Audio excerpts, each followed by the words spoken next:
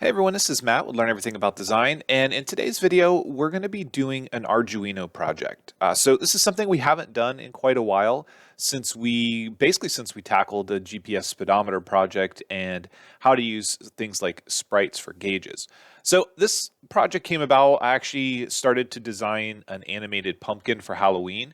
And I ran into some problems along the way and had to figure a few things out. And I thought it might be a pretty good idea to do a video on this because there were a lot of steps along the way that I had to figure out and I just couldn't find good resources. So I'm hoping that somebody else out there will find this useful. But what we're going to walk through today is using in this case, it's an IS31 Charlieplexed LED driver. So it's a matrix of 16 by 9 LEDs. You can buy these at Adafruit, and I'll put all the links in the description. But essentially what we have is we've got these displays where we can individually address a sort of a position on a grid. So it acts like an LCD screen, but it's just a panel of single colored LEDs. We have full control over the intensity of those. And the driver actually has 8 buffers built into it, which is kind of neat. We can actually create 8 different images and just cycle through them in the buffer. So what we're going to be doing is we're going to be talking about basically the core of this, how this works. I'm going to address things like changing the I2C address on your device. We'll go through how to create the images. I'm going to be using Piskel, which is a free website to create sprites for video games, animation, that kind of thing.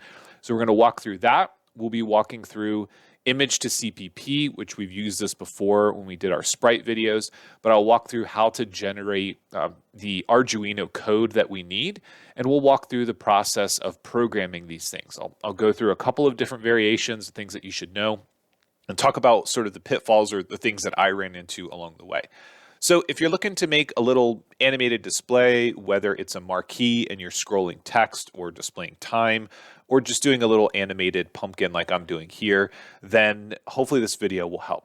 We're not going to be doing CAD in this video, but I will put a download link to the pumpkin that I used, and I'll talk a little bit about what I had to do to get this to work. So inside of it, there is a body that represents the LCD or the LED display, plus the driver that's on the back side of it. So it's just a generic block with where the cables come out, the JST or the QTPY cables.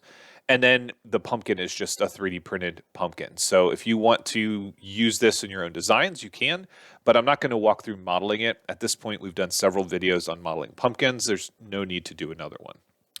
So in order to get started, the first thing that we want to do is we want to create our images. Now I used 8 images again because there is 8 buffers inside of this display.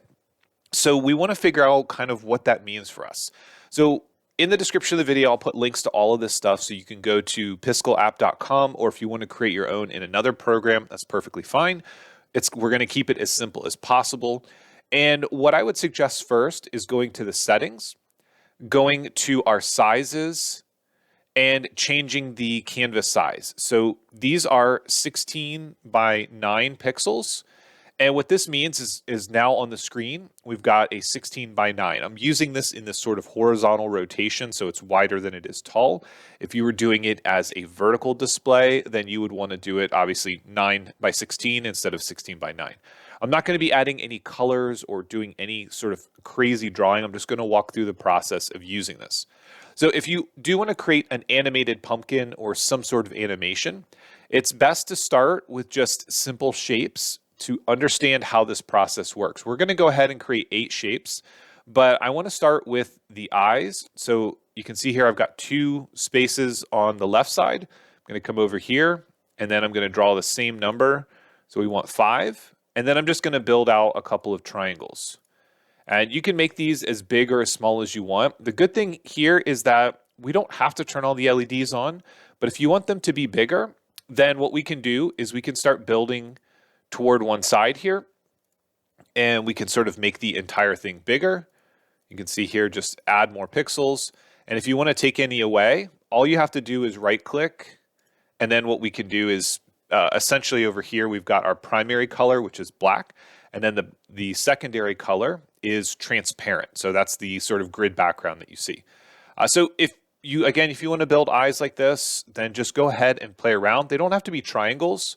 We're not limited to triangles, so we can make something that is a bit more square if you want. You can have, 2 pixels at the top. You could make them into circles or a more circle-like eye. So let's go ahead and do that for this example. All right, so now we've got these eyes. I'm going to go ahead and right-click to make the center open. And then I need to draw some sort of mouth. I don't have a lot of room left, but I can use the bottom. So what I'm going to do is just draw a sort of straight line mouth. So you can see up here on the right side, that's what my animation, that's my first frame. So the next thing I want to do is come up to my first frame here and duplicate it. So in the duplicate, what I'm going to do is I'm going to start making it blink. So I'm going to go ahead and erase the top. I'm going to slow this down. It's going a bit too fast. And then we're going to duplicate this one more time. And what I'm going to do is get rid of these and sort of fill in the gaps. We'll do this here and this here. So now you can see it's blinking. And what I found, even if we're going to be duplicating frames, it's a good idea to, let's say, take this one here and duplicate it. And then I'm going to move it down to the 4th position. So that makes the animation play a bit smoother. Now, in reality, in your code, what you could do is you could call on these individual frames when you need them. If you know that you're in the 1st position of an array, for example, is eyes open, 3rd position is eyes closed, then you can call position 1, 2, 3, 2, 1. Like you can kind of play forward and back. But for the purposes of our video, I'm going to keep this as simple as possible, and we're just going to have frame 2 and frame 4 be duplicates, and I'm going to store those in memory in their own buffers just to make the code a little bit easier. But if you're building something like a simple game or a simple display, you don't really want to have a duplicate in here. You probably want to work through the code to make it a bit more efficient. In this case, again, we are duplicating the frame, but that's intentional. So now that the eyes are opening back up, I'm going to duplicate frame 1 and pull it all the way to the bottom. So now the eyes stay open a 2nd frame, and I want to start to build a mouth. I want it to look like he's opening his mouth. All right, and again, we don't have anything below this, but we can move this whole thing up if we want to. So again, duplicate. Now we're on the 6th frame. What I'm going to do is put these up here, right-click to erase. Get rid of those, and then we'll just put some more down here. All right, so you can kind of see what's going on the animation in the upper right-hand corner. We've got 6 frames now. Again, we've got a total of 8 in the buffer. So we can duplicate this, and then we can manipulate it some more. So maybe, actually, let's put these in here. All right, and then again, we want to work our way back. So I'm going to duplicate frame 6. And put it after frame 7. So now if we look at our animation in the upper right hand side, it plays forward and back, and it'll be pretty seamless because we're sort of ending back at frame 1. So as we play through this, if we think about it in terms of code, we can play from 1 to 8, and then after 8, it would start over again at 1. So the animation can sort of play seamlessly as it goes through. Or in the code, what we can do is we can play frame 1 to 8, then we can reverse it in a loop and play frame 8 back to 1. So again, the goal here is just a simple animation. You can obviously do more in the code to call up these individual frames. But now that we've got all these frames, typically what this program would do is it would export a sprite sheet. That's not really something that we can use for this kind of display. So what we need to do is we need to export each frame individually as an image. So we're going to go to this export option, and you'll notice on export option, it's got a sprite sheet and it's got this pixel export. None of these are really going to work for us. There is a GIF export where you can export the animation. You can zip it up. But notice that when we do this, it says a zip contains 1 PNG for each frame, and the frames will start with whatever you have here. So this is the way that we want to do it by using the zip option.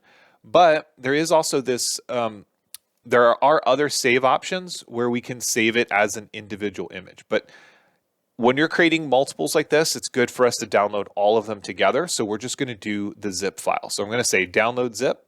It'll put it in my downloads folder, and then we can open it up. All right, so now it's downloaded. I'm going to extract it just put it in the same location. And when we open this, we've now got these individual sprite images. They're transparent background and black where we want the pixels to turn on. So the next thing I'm going to do, I'm going to drag this off the screen. I'm going to go to image to CPP. Now there are a couple programs like this. Some are websites, some are things that you download. And we've covered a couple in previous videos when we were talking about sprite gauges. I like this image to CPP. It's pretty straightforward. There are a couple of options that we need to be careful with because they work better on, let's say, an LCD display than what we're doing. So the first thing that we want to do is choose files. I'm going to grab everything here from sprite 0 to sprite 7, say OK. Notice that they're loaded up here, and the canvas size is 16 by 9. And as we scroll down, we get a preview here. We can see it's a white background with black, sort of black color where we want the pixels to turn on. Now the problem with this is it's actually a little counterintuitive, but what we need to do is reverse that. And really what ends up happening is if we generate the code, I'm going to click generate code. What we need to see here is that the pixels that we want to be off are left as 0xFF. So this first pixel that's displayed here is on. So 0xFF is going to represent off for us. Now it doesn't strictly mean OFF, but just that is something that we need to look for. So in our preview, we're going to change the background color to black, select invert color, and watch the preview here.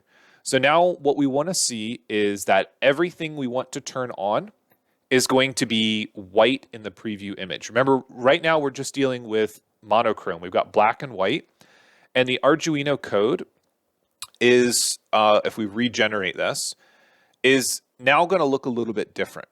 Partially because we inverted the image colors, but this code here should be able to generate everything that we need. Which next brings us to the fact that we actually need an Arduino program. So there are several different links in the description of this video. The first link here is the Charlieplexed PWM LED driver. So PWM is pulse width modulation. And essentially when we have these LEDs, these displays, whether it's an RGB LED or if you're just dealing with a single LED, we have a range from 0 to 255 to determine the intensity of that LED. If we're dealing with an RGB, something where we can toggle red, green, and blue, then we've got 3 different values from 0 to 255 that we deal with.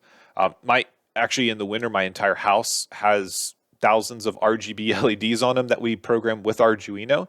And maybe as we get closer to December, we'll talk more about that. But for right now, basically, we just want to understand that PWMing is basically us sending a signal, and that pulsing that we're using, whether we say 0 as totally off or 255 as 100% on, it's going to generate a different intensity or a different brightness. Now with these displays, when we're doing this image to CPP, the LEDs are going to be either on or off. But if we are manually controlling the images, if we're drawing to the different, I'm going to call them pixels, then we can control that intensity in a different way. There are other resources that I put here. So for example, the graphics library, which is the Adafruit GFX library.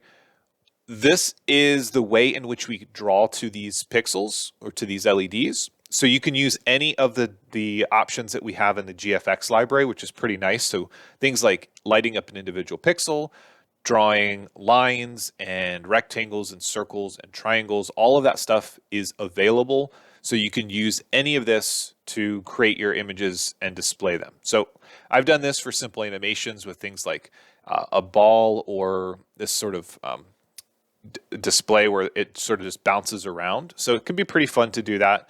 I'll show a couple samples on the screen of that. But for the most part, you can use that GFX library, but what we're doing is we're actually drawing to the buffer and then just toggling back through those images. There's also a link here that talks more about the pinouts, and we'll get to that in a little bit when I talk about the I2C library. And then I included a link to the Learn portal on Adafruit. So this is actually the driver that's being used. And there are a couple of things inside of the driver that I'm not sure how to access, but maybe somebody with a bit more skill and knowledge in this area can find it. So there are specific routines built in for things like auto playing through the buffer to animate. There are individual pins on here for things like audio, so you can use it as an intensity control for the LEDs. So you could have a different display and it can get brighter or dimmer based on audio inputs. So there's a lot of cool things that this could do. But again, the information around how to use it was a bit lacking. There are some projects that you can find using this. So there's an animated flame, but this one is very specific for a certain board, and the code is not very easy to follow. And there are other ones here, like a little mini Commodore display and some other things that you can figure out. But for the most part, all the information is there in the links if you want to dig a bit deeper. So what we're going to be doing is we're going to be taking this code and we're going to be using it in our Arduino. So I need to start a new bit of Arduino program. So what I'm going to do is just say new sketch. And let's see what screen it pops up on. All right, and we'll put it over here. And when we're dealing with Arduino, it's based on C, and we've done some Arduino programs before, but there are a couple of key things that we need to understand. If you've never done any Arduino programming before, the first thing I suggest is that you make sure that you download all the drivers from those Adafruit links, and then you go into your examples. And under examples, you can find the IS31 driver. There is a manual animation, there's a GFX demo, and there's a swirl demo. So the GFX demo is loaded with the basics for things like displaying an image. And it also has some other basics in there, like drawing lines and pixels and rotating the display. But the way that they create the images, in this case, they've got a little smiley face, is by using this 0B and then individually defining either on or off for the LEDs. So they're building out a 9x9 sort of grid image and manually coding it. So if you look at this, where the ones are, the LEDs are going to be on, full brightness. And you can see how they defined it. So these two ones are the eyes. This right here is a smiley face. This one is got a straight across face, and this one's got a frown. So if you want to, you can commit this information into the program memory, and you can manually draw an image like this. I prefer to go to something like Piskel and load those images into image to CPP and define them in the code and just call them from the buffer. But you could certainly do this. And what this does is it calls the smile bump, the neutral bump, and the frown bump by going through each of these. So you can see here, smile bump, neutral bump, frown bump. So the way in which you code it really depends on what your goal is, but there are a couple of main considerations at the beginning of all of their sample programs that we want to make sure we follow. So first is the inclusion of wire, the inclusion of the Adafruit graphics library, and the inclusion of the IS31 library. So this is needed for the Charlieplexed driver. This is needed for accessing all of the different routines like drawing lines and circles. And wire.h is typically used to communicate with I2C devices like the driver for our Charlieplex display. So these are the three that we need. Anything else that we do is going to be additional to that. So make sure that we have a sample program like this and we understand what things we need to declare. As we scroll down a bit in setup, we also need to make sure that we understand that it is using a serial connection to display things on the serial monitor. So for example, if it can't find the display, it'll be able to display that. What we need to understand here is that it is accessing the matrix and it's using this to basically start the driver. So they're defining it as matrix, and then they are starting the driver with the default I2C address, which I'll talk about in a little bit. And then as we go down, they're using matrix, and that's how they're accessing all of these other functions, setting the rotation, clearing all the LEDs, drawing a bitmap, things like that. So what we're going to do is we're going to copy some of that, and I'm going to go ahead and put it in the top of my new sketch here. So I've added one extra thing here, and this is NeoPixel. And the reason I've added this is because I'm using a QTPY SAMD21 board. And I use these QTPY boards in nearly all of my projects, either the ESP32 ones or the SAMD ones, because they use the Stemma QT system. And the driver for these LEDs has a Stemma QT connector on them. So very easy, no soldering required. We can just plug and play a USB-C into the QTPY board, and then a cable, a Stemma QT cable from the QTPY directly to your driver, and that's all you need. There is some soldering involved because each of these Charlieplexed LED matrices need to be soldered onto the driver, so you will need to be able to solder to do that. But other than that, the connections between all the components, they can be done just with this simple connection here. So what we have here now is the NeoPixel is going to allow us to turn on the NeoPixel on the QTPY board and control its color and things like that. The next thing that we need to do is we need to start the NeoPixel, and we also need to start the display. And this is where I say it's really important that we understand the examples and how this works. So the example for whatever board you're using, whether it's a QTPY board or any of the other Stemma QT boards. If you don't like using those boards and you want to use something else, keep in mind that you will need to do this on a breadboard. If you do solder these things together, they can work on a breadboard just fine. There are also some access to extra pins. So if we go back to the reference for the pinouts, so they've got pins on here.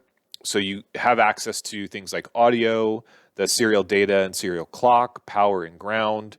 And you can use those by putting a header here and plugging it into a breadboard. The rest of these pins really won't be accessible to the breadboard simply because of the height of the Stemma QT connectors. It just makes it so that the pins aren't long enough to go in. You could probably get longer pins, but I really do prefer using the Stemma QT connectors. Makes everything so much more simple. So back in Arduino, in our code, that's the sample code. Let me go ahead and bring up our new one here. So we've included the wire.h, the Adafruit GFX library, the IS31 driver for the Charlieplexed display, and then Adafruit's NeoPixel.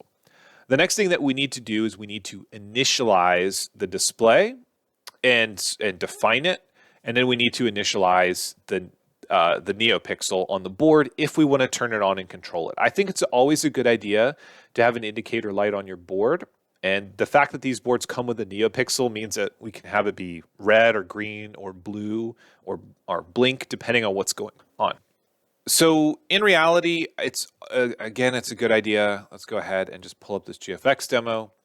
It's a good idea to just copy this code rather than trying to memorize it all. Now for the NeoPixel, I'm going to omit it from our example because there's really no need for us to walk through turning a NeoPixel on and changing its color for the purposes of this video. But I do suggest that if you are using a board that has an LED on it, that you do make sure you understand how to define it. So for example, pixels, the number of pixels, the pin, in this case is predefined in the QTPY boards and many of the other boards. And then whether it's green, red, blue, or blue, red, green, and then the actual frequency for communications to those. Again, I'm not doing that in this video, but just keep in mind it is important for you to understand. Now, in the setup of this, we do want to make sure that we start our serial communication. So inside of setup, I am going to do serial begin, and 115,200 is the actual rate that communication happens with these QTPY boards. A lot of times the default will be something like 9600.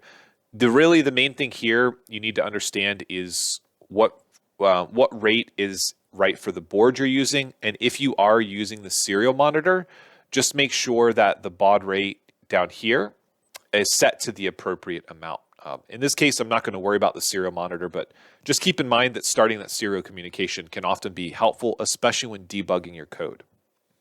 So in setup, now that we've got serial begin, The next thing that we need to do is, again, go back into our code. I'm going to go back to the example code.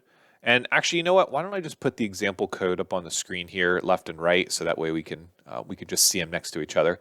So basically what we're going to be doing is taking this, this information here for the matrix. So I'm going to go ahead and find, let's see, right here.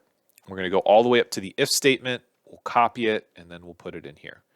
I'm going to select everything here and do Shift-Tab. Just bring it back to the left. So essentially what we're doing, I'm going to tab that over just so it looks better. Essentially what we're doing here is we're starting the matrix. In this case, it's just called matrix. You can actually call it whatever you want. In most of mine, I called it LED matrix, but matrix is fine. But if the matrix doesn't begin, so if it's not initialized automatically, then it puts something on the serial monitor. It tells you it's not found. And then if it gets through that fine, then it'll say that it is found. This is actually the place where you would define the I2C address. So a quick aside here, and let me bring this back up. A quick aside to this is the default I2C address for most devices is fixed. So there'll be a default address for things like certain type of sensors. There'll be a default address for an LCD display. And in this case, the default address is 0x74. That means you don't have to do anything because that's going to automatically be what it's pulling.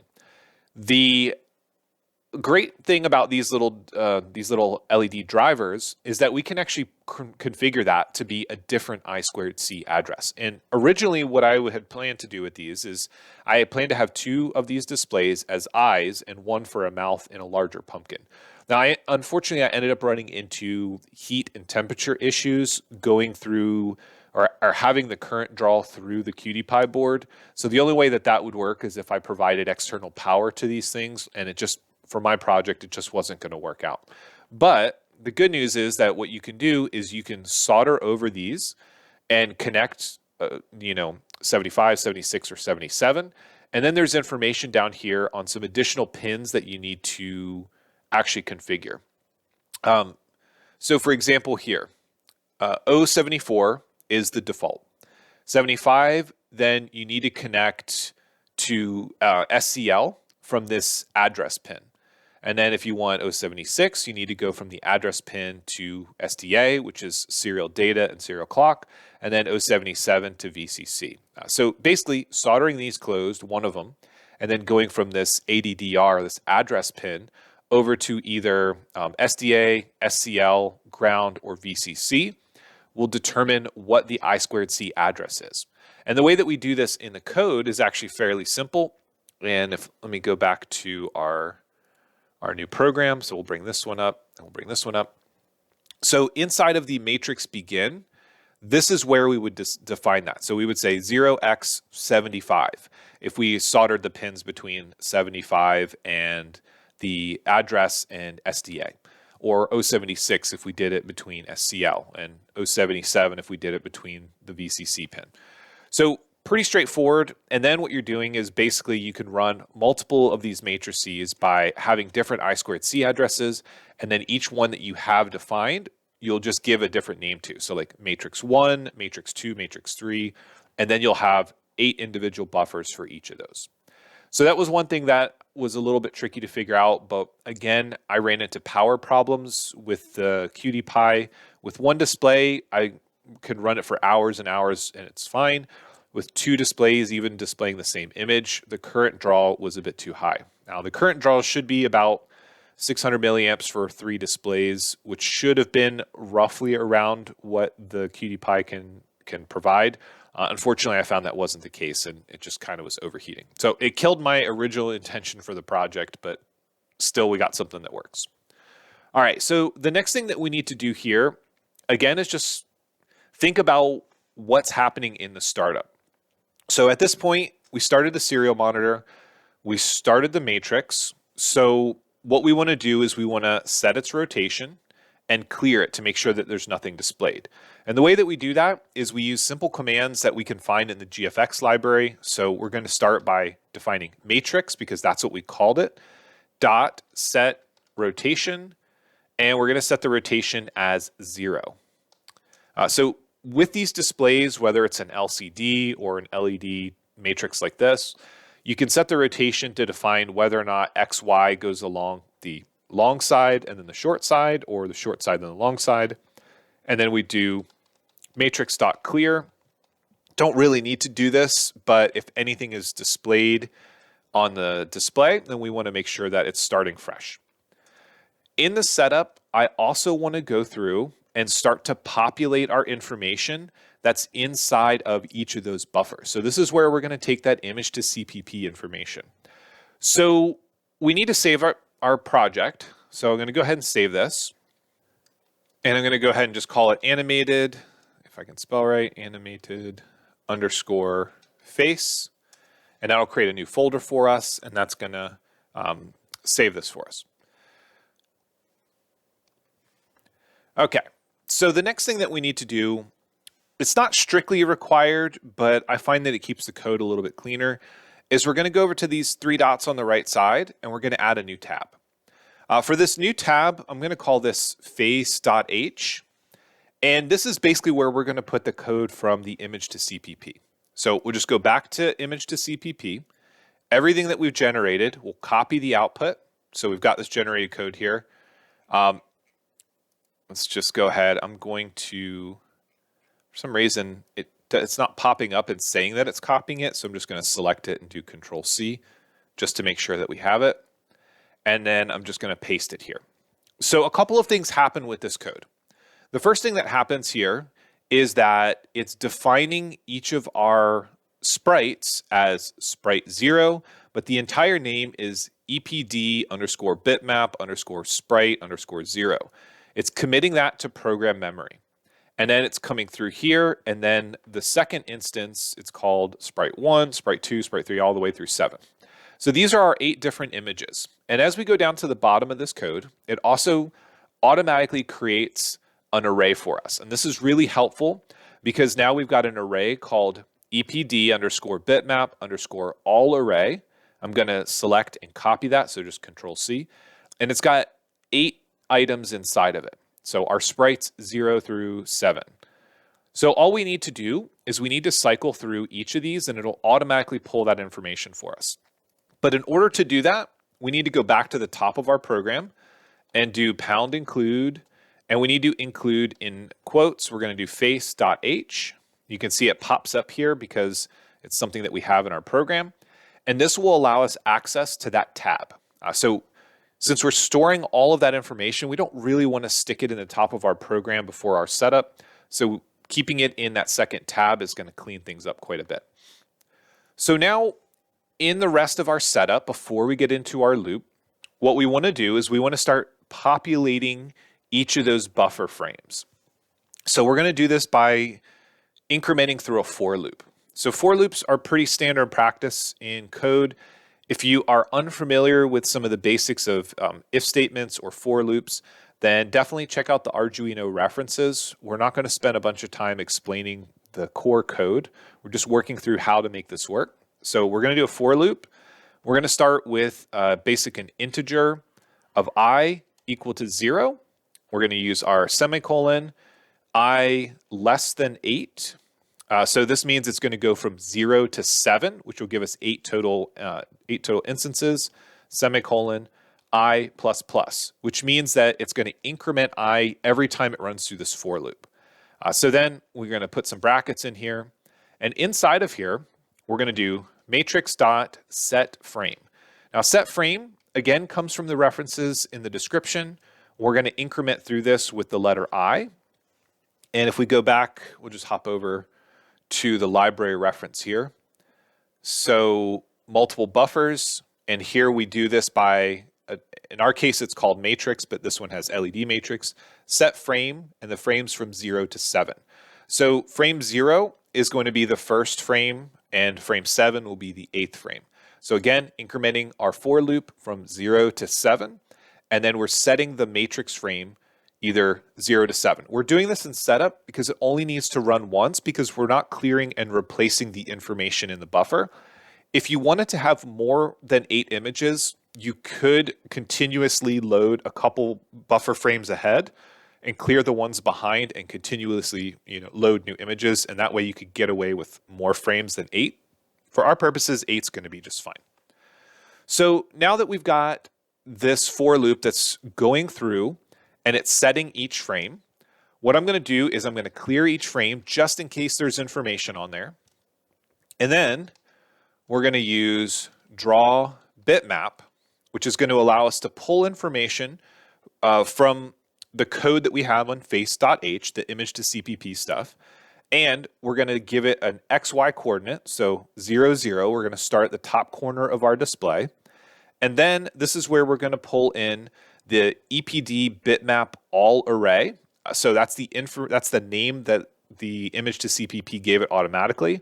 And we need to use brackets here. So these square brackets, and we need to give it a value. Now remember, we're going from 0 to 7, and that's the same as we're doing for the array. So we've got 8 different images, and the array goes from 0 to 7 because 0 is the first instance. And then after this, we need to define the size of those, which is going to be 16, 9, and then we're going to give a brightness value. So again, 0 to 255, 255 being full brightness.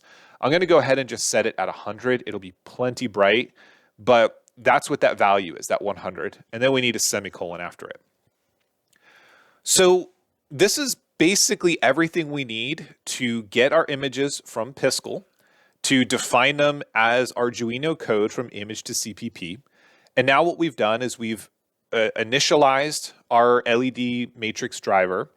We have defined its rotation as set rotation 0, so it's displaying in a horizontal format. And then we've gone through a for loop in setup, which runs only once, to load each of our images into an individual position inside of the buffer. So in position 1, which is I equals 0, we're going to have our first face image that we defined in Piskel. So if we go back here, this is going to be our 0 position in the array, our first, second, third, fourth, fifth, sixth, and seventh. So if everything worked out fine, this is what we should see animate as soon as we run it through a for loop. So we're going to run it through a for loop inside of our loop section. So in Arduino code, this is going to run over and over again. And this is where we want to define what's going to happen.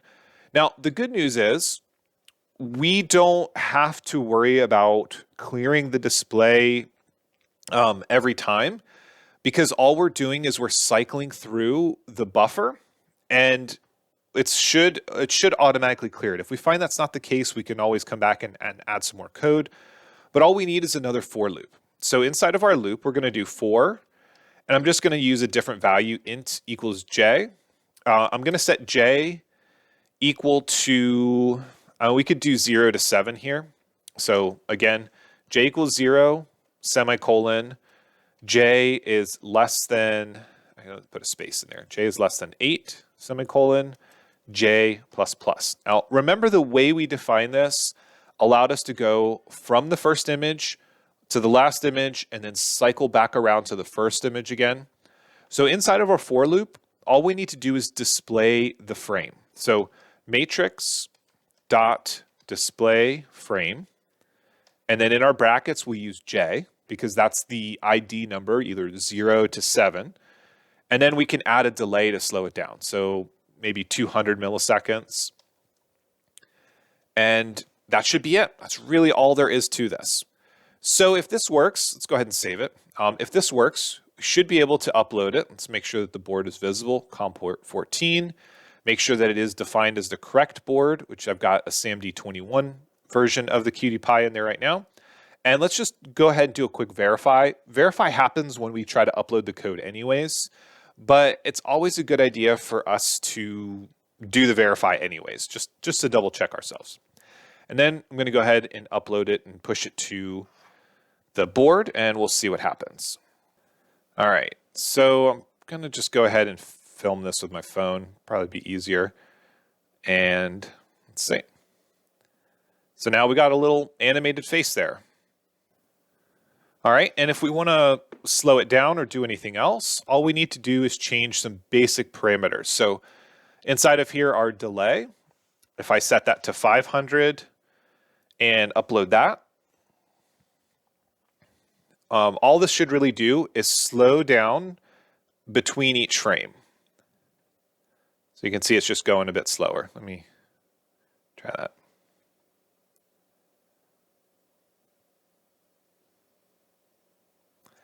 And there we have it. So the process is simple. I mean, there's not really much to it. I'm going to go ahead and put it back to 200. It looked a little bit better there. The process is relatively simple, but again, there are some basic steps that we had to do. And just to do a quick recap on what we did, we started in Piskel. So basically, we set our Piskel as 16 by 9, and then we just drew out whatever animation we wanted. So in this case, we just did an animated face because I've got one of these displays in this little 3D printed pumpkin. But basically, just come up with 8 frames. And again, if you want to do more, you certainly can. Instead of just loading those 8 to the buffer in setup. So if you wanted to try to do 16, for example, you would just need to work out in code exactly how many frames ahead in the buffer you want to go, probably 4, and clear those and just add new frames to that. So you basically be rolling through the buffer constantly, preloading, let's say 4 frames, and then removing 4 frames and adding different ones. You could also do this for, again, a simple game. Like I said, I've done animations where it's just a ball bouncing around the screen, and that works out pretty well. So it kind of just looks like the old Snake game. But we take the images, export them as a zip file, which brings all 8 images. We take those images to image to CPP. Remember, in this case, we want the preview to be white, where we want the LEDs to turn on. So that's black background, invert image colors, and then we use the basic code output for Arduino code. This identifier prefix we can remove if we want to simplify it. It would just be sprite 0, sprite 1. So basically it would remove this bit from the code here. But basically what you want to see is this preview. You want white where we want the LEDs to turn on. And then down here in the code, just double check that the characters here are not all the same. If they're all the same, that means you did something wrong and all of the LEDs are going to just be off. Also, just note, we can use the basic graphics from the Adafruit GFX library, which is automatically included in this code. So things like draw circle, fill circle, all you would do is matrix.drawCircle. You give it X, Y coordinates, you give it a radius value and a color. And again, you can open up the sample code that we looked at. So if we minimize this, in the sample code, you can see they did matrix and they did sort of a scrolling text. They did drawing circle, they did drawing rectangle, fill rectangle, and everything just has matrix in front of it, dot, and then you give it the XY coordinates to start. You give it the information about how big you want it to be. You can pull specific information. So you can see it can pull the width, can pull the height, and then they subtracted some information off of that. And you can do, again, text and rotation and size, and all that stuff can be built into these little displays. So it's actually, they're pretty handy, and you can do quite a bit with them if you play around with it. Now, if you do want to supply additional power to these displays, you can have multiples on the same QTPY board, but you will need to supply 3.3 volts both to the QTPY externally as well as each display individually to get around some of those heat issues that I ran into. And again, I'll put a little animation on the screen of the 2 eyes and the mouth, the way that I originally intended to use these things. But the code itself is simple. There's not a whole lot to it. A for loop to build out all the information from our face.h into each of the 8 buffers, and then a loop to cycle through that to animate it. The delay is just dictating how fast that animation happens. So if you have any questions on this, or if you have any cool projects that you would use this in, please let me know. I know a lot of comments, people that have reached out have used the image to sprite things for things like model train displays or small models where they've used LCDs in place of things like clocks and clock towers. And this would be a great option for that as well. Obviously, you don't quite have the resolution of a small display because you've got 16 by 9 pixels of LEDs basically, instead of like 128 on a display that's a similar size. But they still can be pretty cool, and they can sort of replicate what you would see in like an old green display on a computer. Now, if you go to the images or you go to the different links that I supplied, you can see that these displays are, $7 to $8 each. You will also need to purchase the display driver. So the displays come in multiple colors. The driver itself does need to be purchased, which is another $6. And again, you will have to solder those two things together. So keep in mind that you'll need a stemma QT cable, unless you want to do it header pins on a breadboard. You will need a QTPY board or something else that has the stemma QT system on it. It can be pretty much anything. I use the CMD21 version of it. Those are the cheapest, and I don't need Wi-Fi or Bluetooth or anything like that for this project. But keep in mind that you will need a microcontroller, you will need a driver, and you will need to pick an LED display or an LED matrix that is the right color for you. All the ones I have here are orange, but you can get them in green and blue and white and red and use them for your own projects. So I know that was quite a long video, but hopefully that was helpful to somebody. If you have any questions on this or want to see more projects like this, please let me know. Again, remember that the link in the description is for all of those sites that we looked at, but it's also for this pumpkin. If you do want to make the pumpkin itself, I've printed these things on my Bamboo P1S, and they print just fine. They're thin wall, but I didn't need much. I did put some additional supports on the inside. I used a thin tree support, but overall, it's a nice little display. It does need to be flat on the front.